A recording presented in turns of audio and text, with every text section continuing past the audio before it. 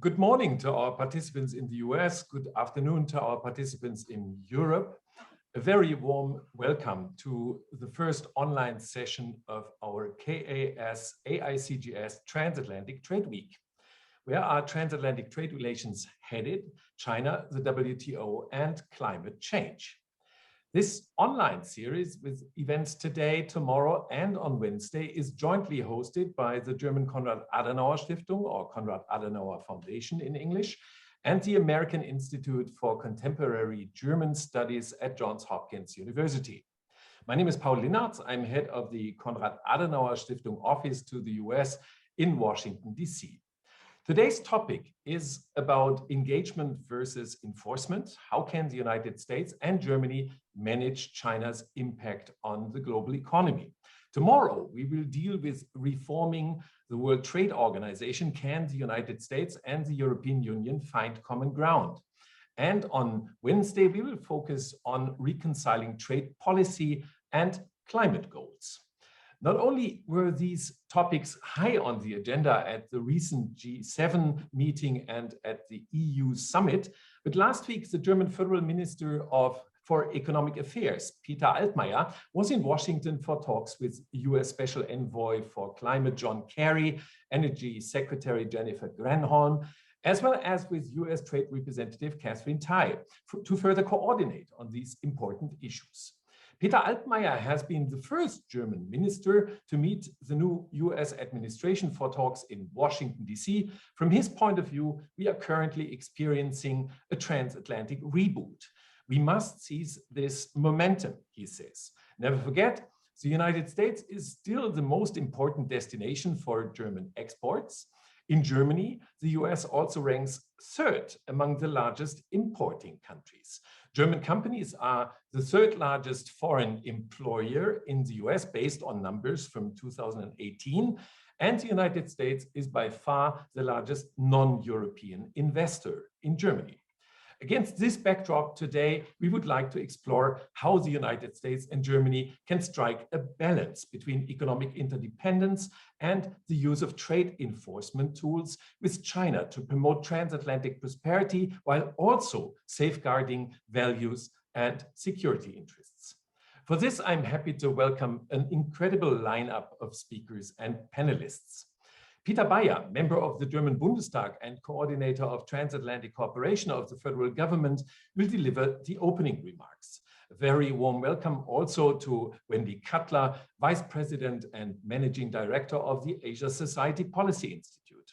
Unfortunately, Volker Treyer had to excuse himself today, but instead we are happy to have Dr. Christoph Szemjonek, acting delegate of the Delegation of German Industry and Commerce in Washington, D.C. Thank you all so much for joining us today.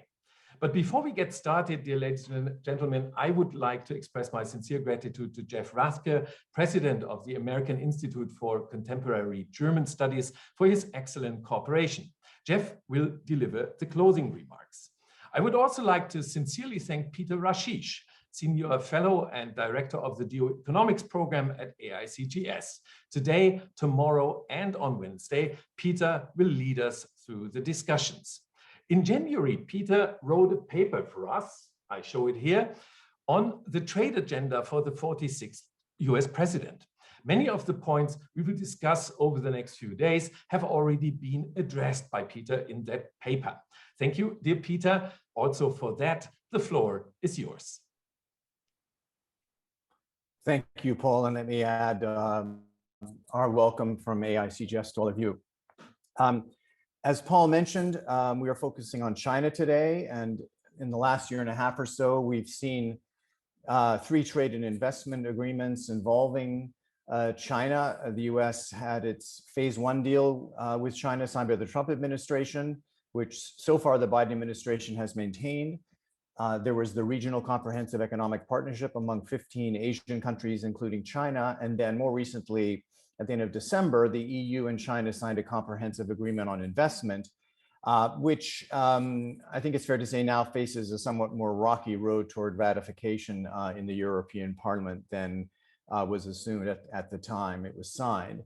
But with these 3 agreements as background, we'd like to explore today in this webinar how the United States and Germany can strike the right balance between economic engagement on the one hand and the use of trade and other enforcement tools with China to promote transatlantic prosperity while safeguarding common values and security interests that they hold. Let me briefly introduce our speakers today. We will have introductory remarks from Peter Bayer. Peter Bayer is a member of the German Bundestag, and he's also the coordinator of transatlantic cooperation of the federal government, a position he's held since 2018. Peter studied law not only in Dusseldorf and Bonn, but also received a Master of Laws from the University of Virginia, not too far from Washington. He's practiced law in Cologne with the US firm Meyer Brown, and he is also one of the first certified intellectual property specialists in Germany. Since 2009, he's been a member of the German Parliament. He represents a constituency in North Rhine-Westphalia, the same region that the CDU's chancellor candidate Armin Laschet comes from. Peter also serves as a parliamentary special rapporteur on transatlantic relations in the Committee on Foreign Affairs, and he's an active member of several organizations in his district, as well as the Atlantic Brücke, the Aspen Institute, and United Europe. Wendy Cutler is Vice President and Managing Director of the Asia Society Policy Institute. Wendy was a diplomat and negotiator in the Office of the U.S. Trade Representative for almost 3 decades before joining the Asia Society in 2015. At USTR, she focused on the U.S. trade negotiations and initiatives in the Asia-Pacific region during her role as acting deputy U.S. Trade Representative. And throughout her time there, she worked on a range of bilateral, regional, multilateral trade negotiations and initiatives. In her current role, she leads programs that address challenges related to trade, investment, and innovation, as well as women's empowerment in Asia.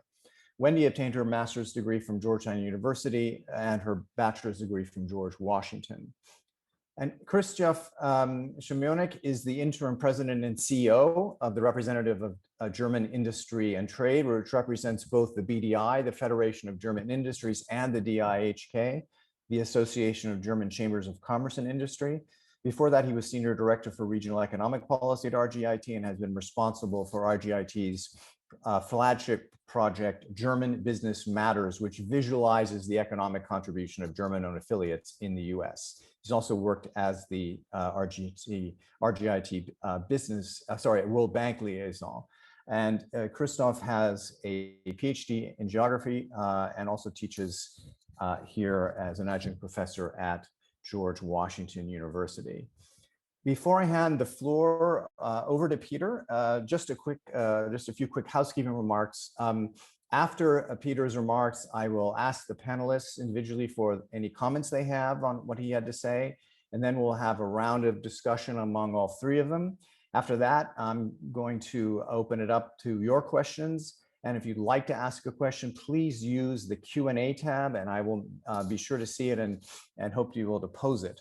Also, for members of the media who are with us today, we are on the record and we are recording this event, and we'll post it to our website.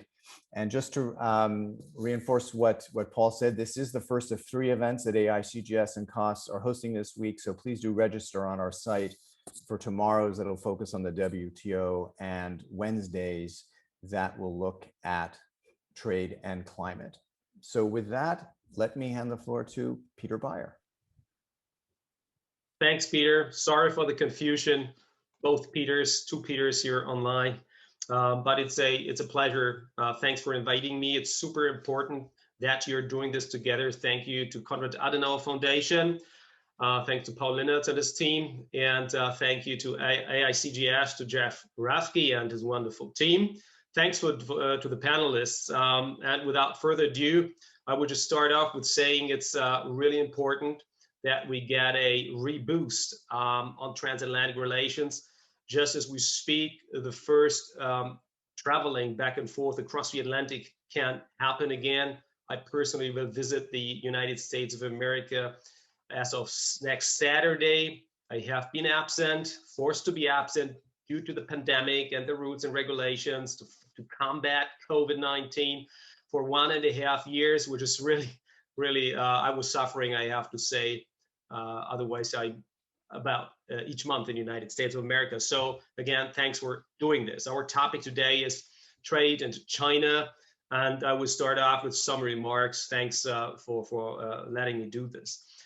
China poses the greatest challenge for the West in the 21st century, I might say. How we handle China will decide whether our Western democracy is a model for the future or not. Beijing is becoming more powerful by the day. Xi Jinping, lifetime president, has a clear agenda. He wants China to become #1 in all pertinent fields. For a long time now, China has been challenging the West, challenging our democracies and our way of life through both its rhetoric and realpolitik, real politics. The EU rightly sees Beijing as a systemic rival. Yes, we are also partners. We need us, but we are also systemic rivals. That has to do with values.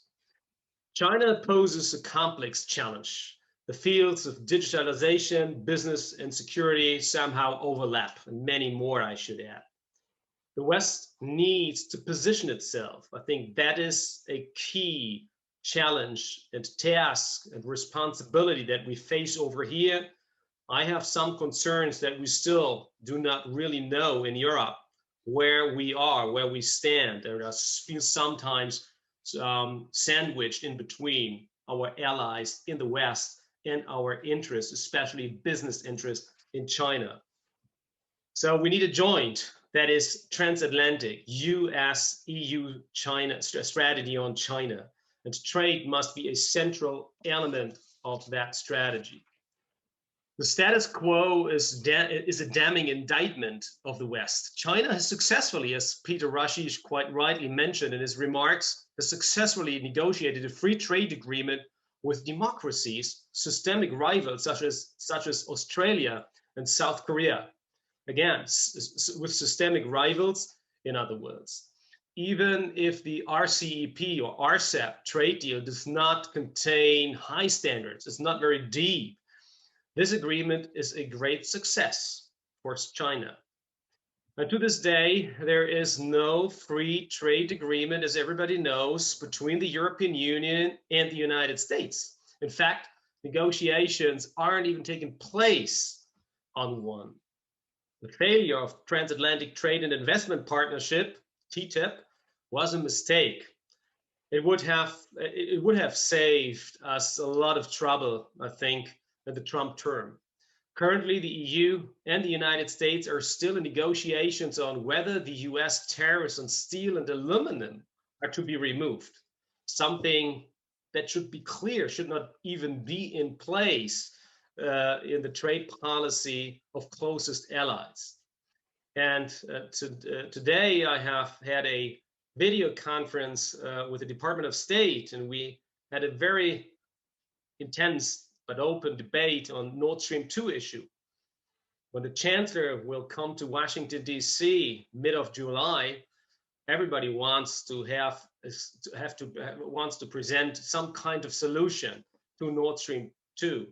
We understand that Joe Biden himself, but also his administration, is under enormous pressure domestically, internal politics from Congress to even have done this waiver until the end of this year.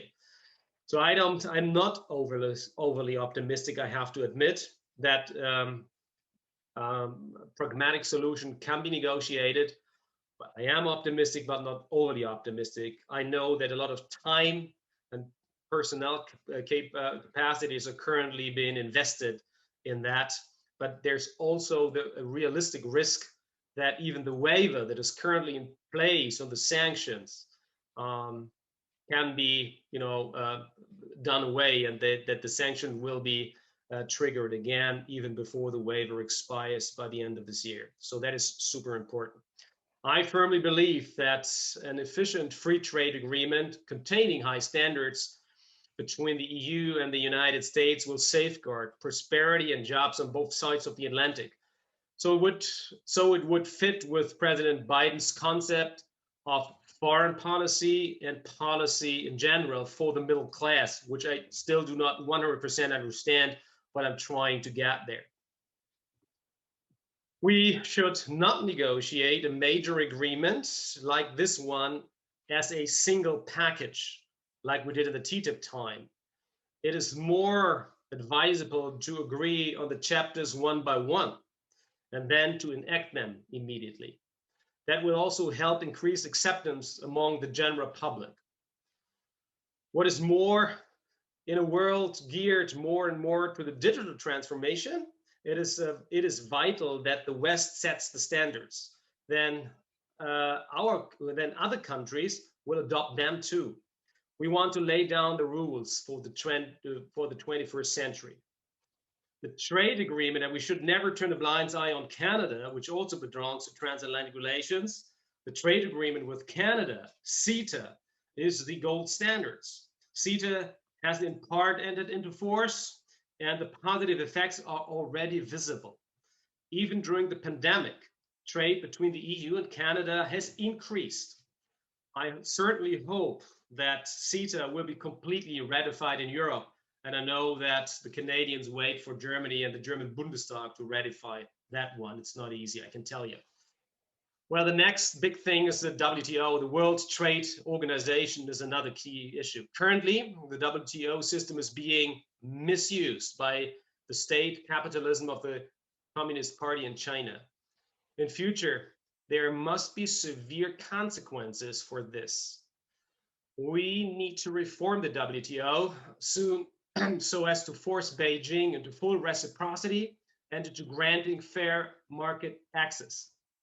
In other words, Beijing must play by the international economic rulebook, and it must adhere to international standards.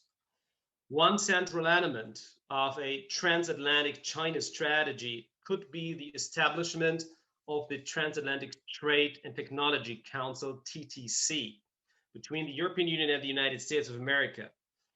This body would coordinate and steer issues at the interface between trade and technology.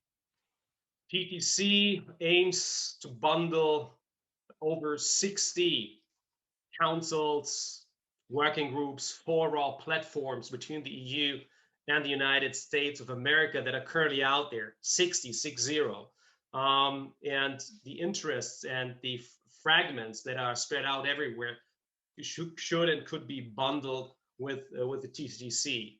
Even if the current draft for TTC, the current draft, a response by the US to the proposal of the European Union, places more weight on technology and the digital transformation than on trade, we must do everything possible to make the TTC a powerful platform that sparks lots of concrete initiatives.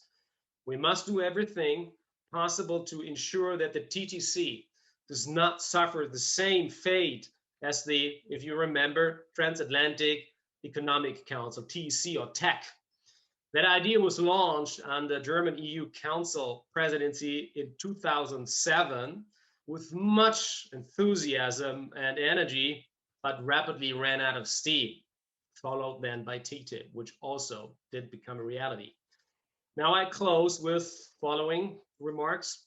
As a general rule, the more trade we conduct with each other, the more resilient the West will be, the more independent it will be from China.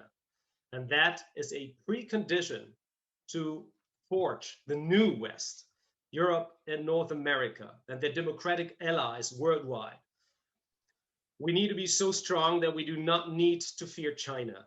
We just have to learn at long last to work more closely together in a spirit of trust.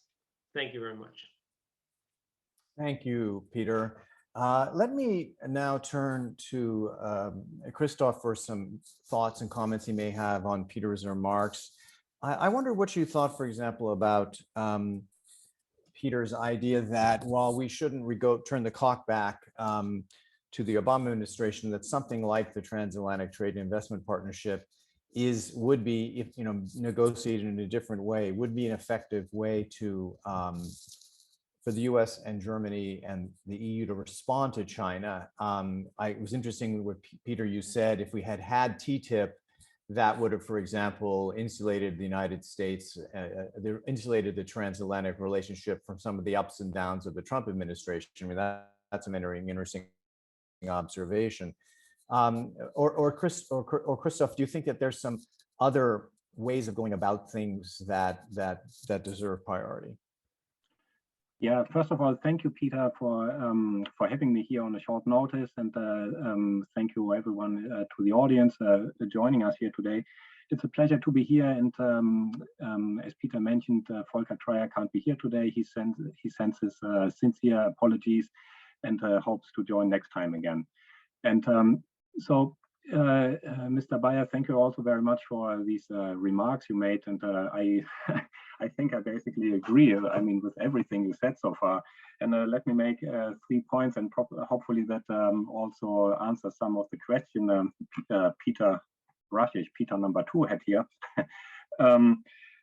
So first of all, from a German perspective, or from a German business perspective, which we represent here at the representative of German Industry and Trade, as Peter mentioned, at the joint office of the BDI and the DIHK. So, and we are concentrating here on the United States, but we are very much aware that China is a very important market for all German businesses. You just need to look at the sheer market size of 1 billion consumers over there.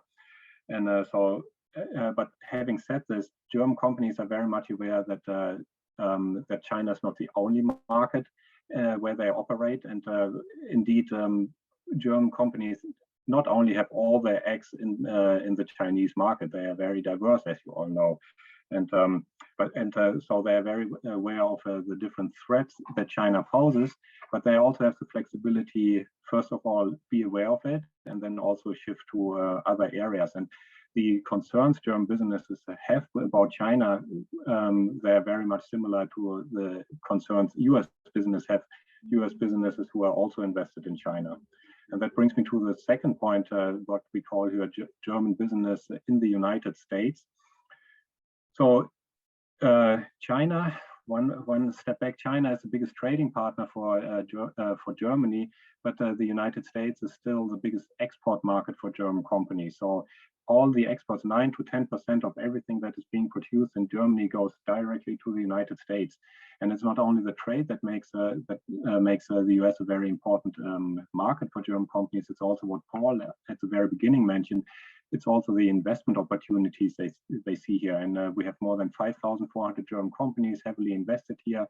They're the third largest foreign direct investors in the United States. But more than, and very important also, is that these companies, they create high value, very valuable jobs. Around 40% of these jobs, of these more than 800,000 jobs, they are found here in the manufacturing sector. So there's a lot of collaboration going on. Maybe the last point within that second point is German companies also use the United States as an export platform. So it's not only that they come here and invest, but they also export to all over the world. Actually, when you look at the automotive sector, Germany's automotive industry is the biggest exporter of German cars in the United States, from the United States. Third point, German business is really excited right now about the opportunity to collaborate. Not sure if there's another TTIP happening anytime soon, but at least I would like to mention the transatlantic business initiatives that got launched by the BDI, the DIHK, and the Federation of German Wholesale Foreign Trade and Services, that's the BGR, a lot of acronyms here today, as well as the Association of German Banks, EDB. So these 4 big trade associations, they joined forces in order to start the Transatlantic Business Initiative, focusing on 3 topics: trade, climate, energy, corporate finance, and digital issues. Okay, I got it together. But I mentioned that because the overall overarching theme in all these 3 topics is going to be China. So keep an eye on that Transatlantic Business Initiative. And to the point that Peter made, I agree, we should really focus more on I call it, as a geographer, as Peter mentioned, I call it a more transatlantic space or transatlantic realm. So I think we really need to start talking more in the concept that we think of of a transatlantic realm and not so much about two blocks that do trade with each other. Thanks. Always good to have the geographer's perspective. Probably don't get enough of it. Wendy, I wondered what you thought of Peter's remarks, listening to them, especially when he talked about the perspective of the U.S. working with European and other allies, including Asian allies, on common goals. Do you think with the Biden administration that that's a realistic prospect? Well, thank you very much. It's really my honor to join this panel. Clearly, working with allies and partners and working through international groupings and institutions is a key priority for the Biden administration overall, and in particular with respect to China. And this contrasts, the Biden trade policy with the Trump trade policy, the latter, which was based on unilateral actions and bilateral negotiations. And in this process of working with allies and partners, transatlantic cooperation is going to be critical. And I really think we're at such an important inflection point in transatlantic cooperation. And frankly, I'm optimistic now. And, looking at the results from the president's recent trip to Europe, including participating in the G7 meeting, the US-EU summit, and other discussions among his officials, I'm optimistic about working together with the EU on a whole range of issues, including the China challenges. Now, optimistic, but I'm also a realist. And I think what's critical is that everyone has realistic expectations, particularly with respect to addressing the China challenge, of how far we can go in transatlantic cooperation. I think there are many areas we're going to find common ground, but I also think there are going to be areas we're going to have different approaches. And I think if we go in both with a realistic attitude and not end up finger pointing or either side being disappointed, I think that will go a long way in really strengthening transatlantic cooperation. I was at USTR when the TTIP negotiations were underway. And watching that negotiation from afar, I'm not an advocate of restarting a big US-EU bilateral free trade negotiation. My view is those negotiations at this critical point now would also be mired with a lot of the difficulties that were experienced when the TTIP, that were experienced during the TTIP negotiations, and rather get in, back into that kind of framework of working together. I think it's much more valuable to work on common regional and bilateral and multilateral challenges together.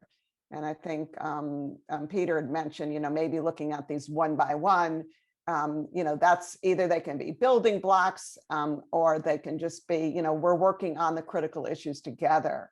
But again, I think the FTA approach would just suck all the oxygen out of the US-EU relationship, and frankly, I think would result in acrimony again versus having a common approach going forward at such a critical time when China is rising.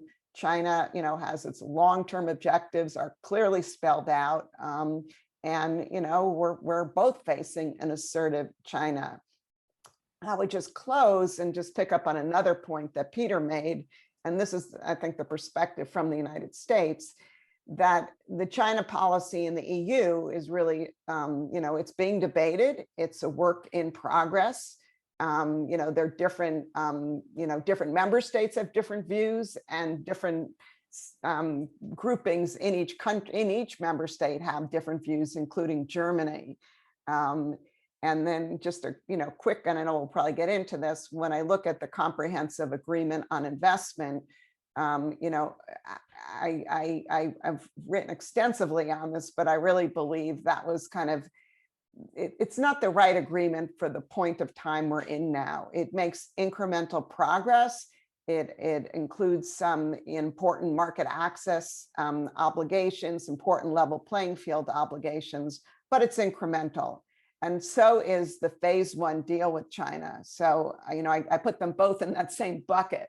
So I hope going forward with respect to transatlantic cooperation, that we can both look at those agreements and figure out together how we can work together to really kind of not just make incremental progress, but kind of change the game a bit. Well, Peter, I think that was pretty constructive from our other two panelists, but I think it's only fair if I give you an opportunity to respond to anything that you heard from them.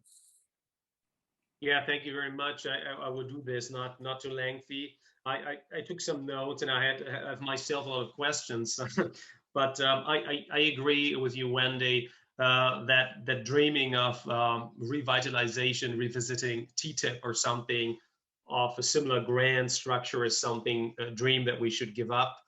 That's why I said, lessons learned from the TTIP times, better concentrate on, identify where we can do things together, more pragmatic approach, not to say nothing is agreed until everything is agreed, which was the TTIP motto back then. That will never become a reality as far as I see that. So, but you mentioned the CAI, the European China Investment Agreement. Well, Peter Rashish mentioned that before in his introductory remarks, that it is blocked currently in the European Parliament. Well, when the Chancellor was asked also within internally here in our caucus meetings, where she said, well, it had been negotiated for many years, so didn't come out of the blue. Everybody could see that it was coming. Yes, timing was probably not very very sensitive, right in between the the presidential elections in the United States and inauguration, and the big sigh of relief that went around the globe after Joe Biden was elected, and then everybody's waiting for this new start and revitalization of the transatlantic relations. Why on earth come the Europeans with that now? The timing was really bad. But then again, also the saying, the phase one, people are saying CAI, the Americans had something similar, or they had their deal with the Chinese. So I find it interesting just that you mentioned the phase one agreement. That was actually one of my questions. What fate will that the phase one deal? What is the future of that one? How is the Biden administration dealing with that? And then also the Belt and Road Initiative at the G7 summit, as you know, they refrained from labeling it that way, but it was quite clear that the G7 also launched something, I think, with 100 billion or so commitment for an infrastructure project that should be something similar like the BRE, but more sustainable. I would be very much interested in your opinion on that. How do you see that? Is that something that will have a future? And so, yes, so that is what I wanted to respond to the panel. Thank you, Peter. Now, I know this is Transatlantic Trade Week that AICGS and COST are holding, a not Transatlantic Industrial Policy Week. But, while on the one hand, trade policy can do a lot more than what I think it's sort of considered, to be its standard role. It can help work on sort of broader, foreign policy interests, and it can push our values. But on the other hand, trade policy sometimes also is asked to do too much, and it's important to know where to draw the line. And so I just wondered, how much of a role should trade policy have when you think about allies working together to find a way to live with and respond to China? I mean, do you think that there has to be a lot of work domestically coordinated, perhaps, when it can be between the United States and the EU, as well as working on the trade front? Anyone would like to comment on that?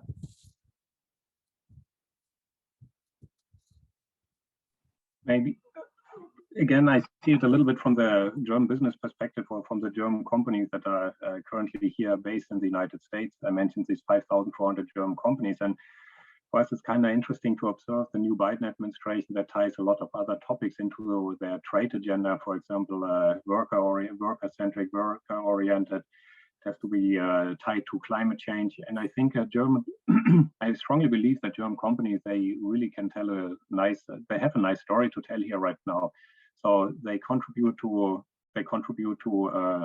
economic growth on the local level. So we cover the economic part of trade.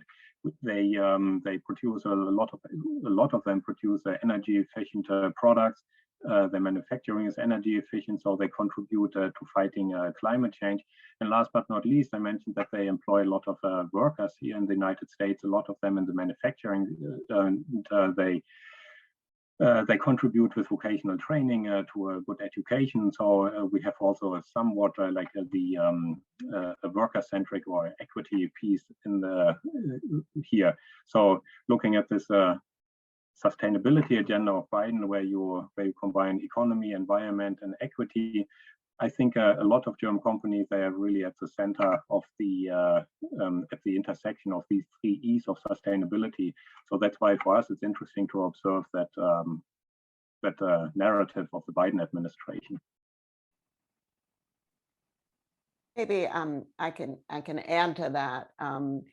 Clearly, the Biden administration is still working through this worker-centered trade policy. So we don't know all the details. We know the objectives, but I think what's critical is that trade policy is not going to be conducted in a vacuum. And the Biden administration is making a huge effort to really integrate our foreign and domestic policy, including trade policy. And as a former trade negotiator, I think that's incredibly important. I mean, one of the things I noticed throughout my career is that trade agreements were kind of asked to do more than they could ever deliver. And as a result, they get a bad rap, okay? But with the Biden administration pursuing appropriate domestic policies to boost our competitiveness, I think that will take pressure off expectations for trade agreements.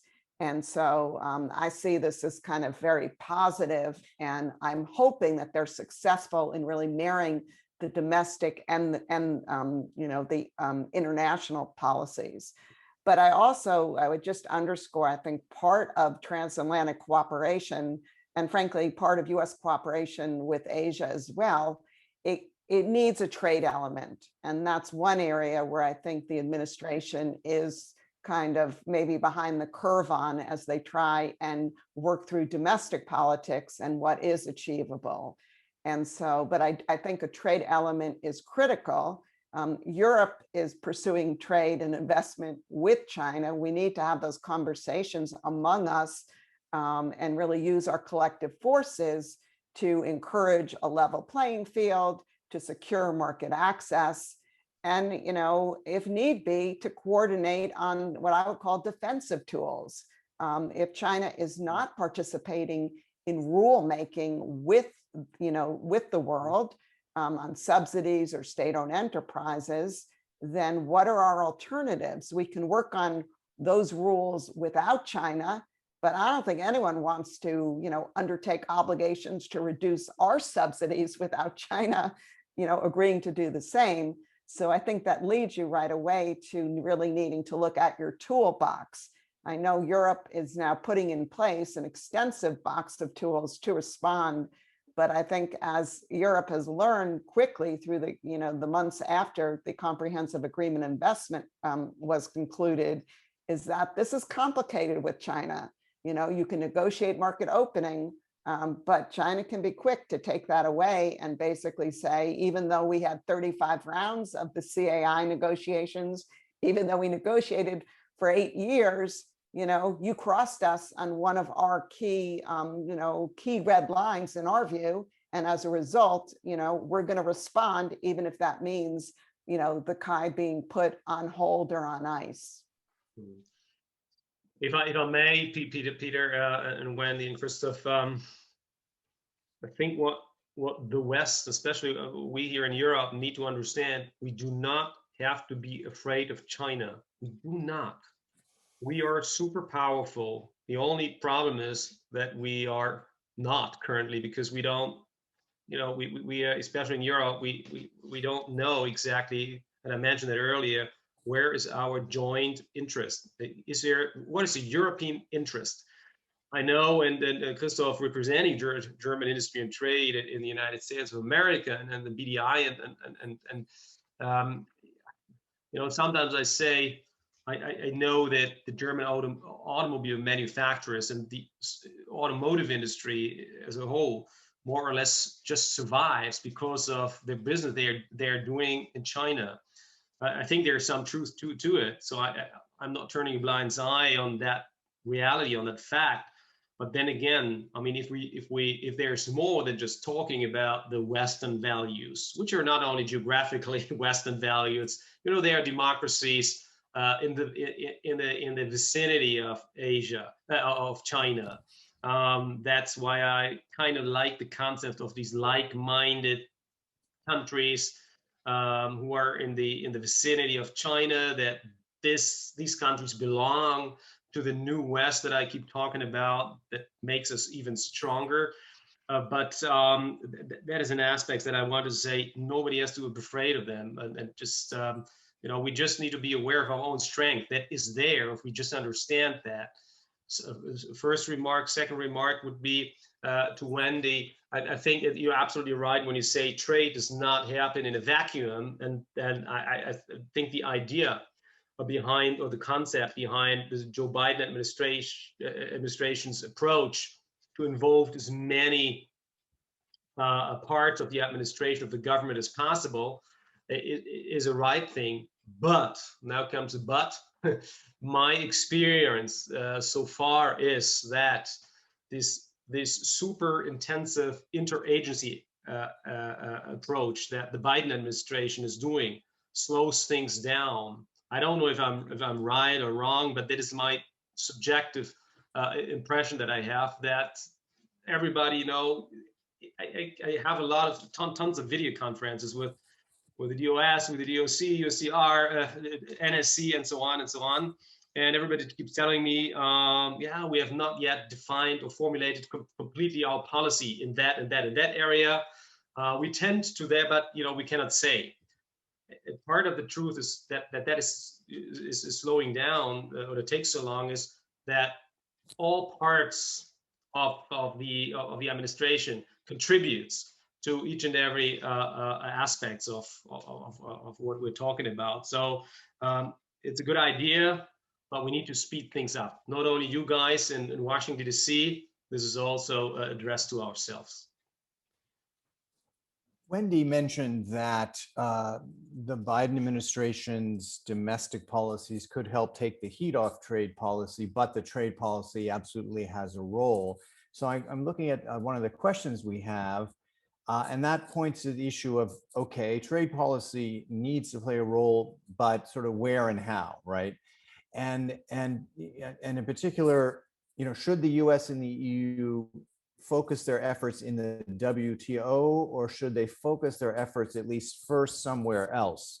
And the questioner asked whether, for example, the US and the EU and Japan ought to revive the trilateral process, which was launched under President Trump, but which has, where the Biden administration has not yet at least issued a view, or some other kind of plurilateral approach. Would that be a better place to start for the US and the EU? Well, maybe I can start with the first response to that.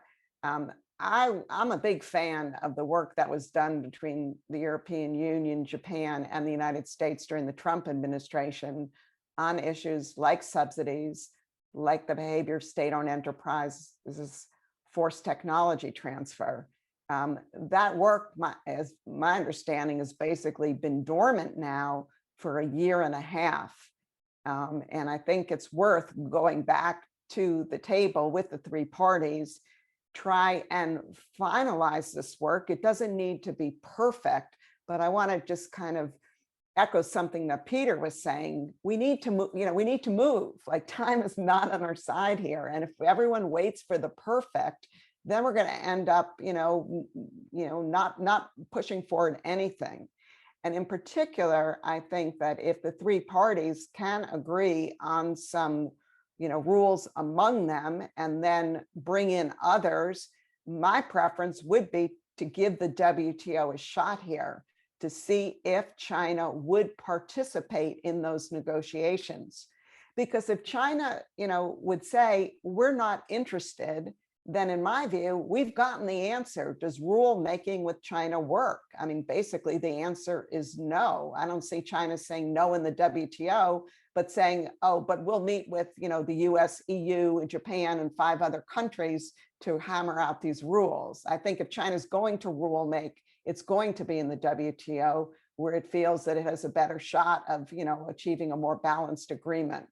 I think it's important to kind of, for the US, EU, Japan, and others to, to understand where China is in this process, because again, in my view, you can rule make with China, you can rule make without China, but that has limits.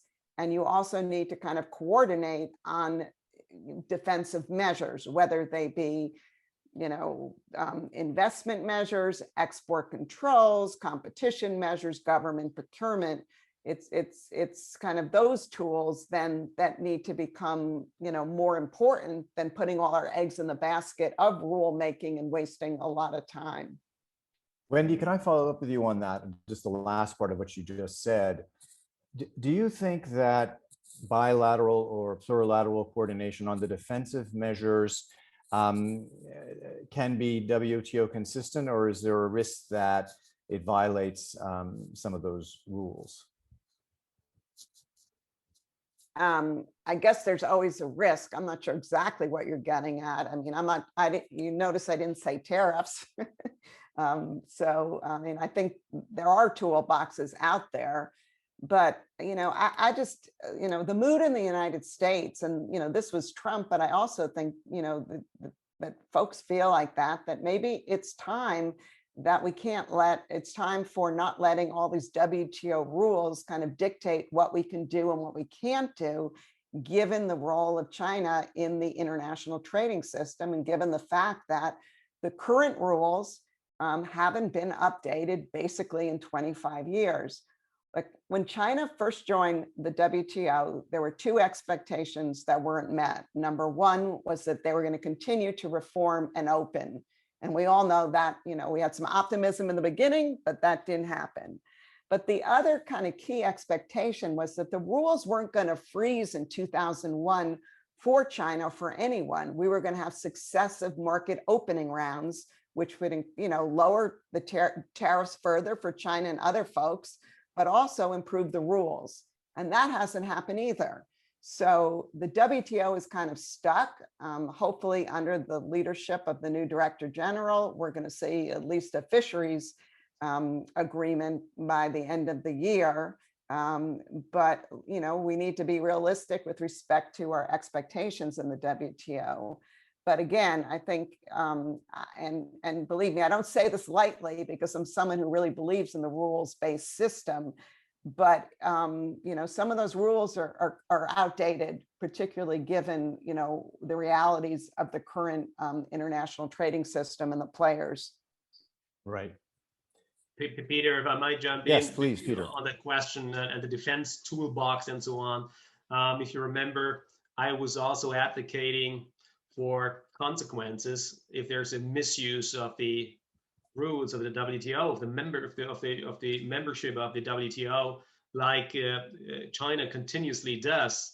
But I was more thinking of within the WTO reform. But Wendy, of course, quite rightly said, how realistic is that to reform the WTO in the foreseeable future, as much as to have this toolbox of consequences, sanctions, however you might call that, within out of the WTO system. But it cannot be that a country can be a member and doesn't face real consequence or any consequence at all just by misusing the system. But first remark, one aspect that I want to bring to the discussion is the Chinese-Russia cooperation. We should not underestimate that. Although also they are not very good friends, but increasingly we see that happening. Increasingly, that the Russian Federation, in China, join forces, doing things together in the defense world and elsewhere. It's really something to watch and to be aware of, and bringing even more pressure to the West. However, as a geographer or as a politician or whatever, you really have to be aware of that fact, and even gives more motivation to bring us together and to have that joint transatlantic China policy. Okay, thank you. Let me shift a little bit.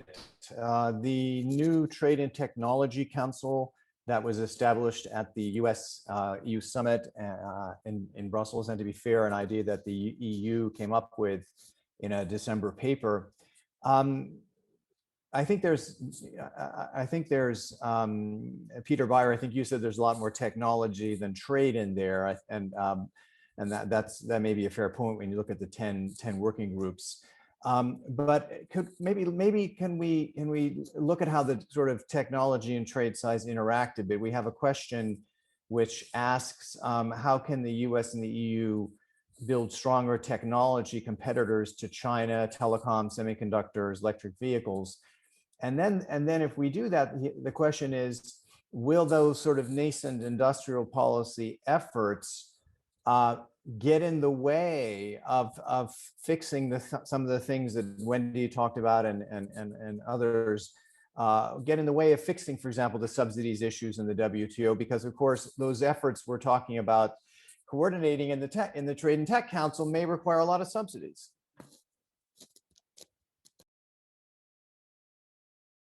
Anyone wanted Darren to offer an answer on that one? Well, certainly, if I just general remarks. Again, using the term that Wendy used, trade cannot happen in a vacuum. It has to be very concrete projects, and that's what my expectations from the TTC is, that it will push forward and facilitate concrete projects, be it in not only in trade, and maybe it's even a smart thing to do, to put a focus more on the technology side. I mean, trade comes with that, right? Also, I would include sophisticated technology when it comes to renewable energies, and also to sciences, joint projects, concrete projects, to research and development, and so on and so on. And for me, everything that we were talking about over the past 50 minutes or so has to do with trust. And we are closest allies. We don't trust the Chinese, and we don't trust the mullah regime in Tehran, but we trust each other. We should trust more, and we should show that. And that's when it becomes very concrete. I mean, leave politics aside, as long as it is possible. But maybe we have to use these platforms like the TTC, 10 working groups and so on, but only to push things forward.